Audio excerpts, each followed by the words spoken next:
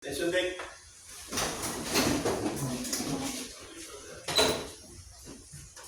Malasang muna tayo. Thanksgiving prayer.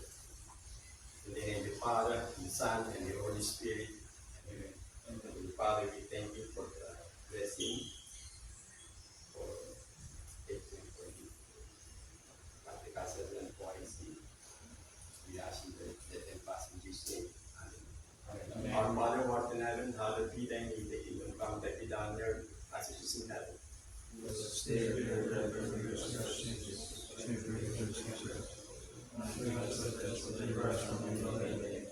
Hail Mary, full of grace, the Lord is with thee. Blessed art thou among women, and blessed is thy womb, Jesus. Glory be to the Father, and to the Son, and to the Holy Spirit. May mighty God bless us, the Father, the Son, and the Holy Spirit. Good morning, gentlemen. Good morning, sir.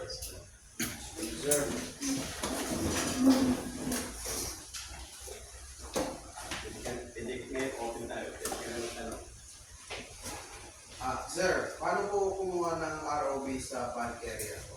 At once na ROB sa back area, ang unang gagawin nyo, huwag kayo ng drop, forward and up.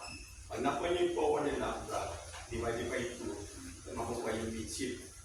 Pag nakuha nyo yung midship drop, punta kayo doon sa static. No? Hanapin nyo yung displacement. Pag nakuha nyo yung displacement, total, minus nyo yung light weight. Number ko, light weight. Light weight na. Tapos, displacement minus light weight, yun ang tinatawag na dead weight.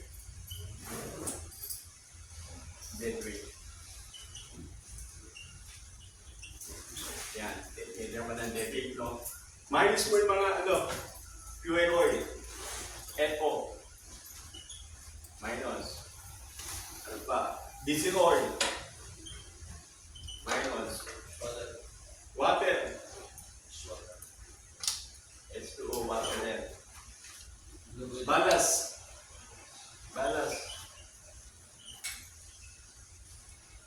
Minus nyo yung ballast, ha? Pag nakuha nyo minus yung ballast, saka yung lube oil. Yan, lube oil. Meron lube oil. Tapos, constant. Minus nyo yung constant. Constant ang bato. Yan ang magiging ano yan, lalabas, ROV. ROV ng argo.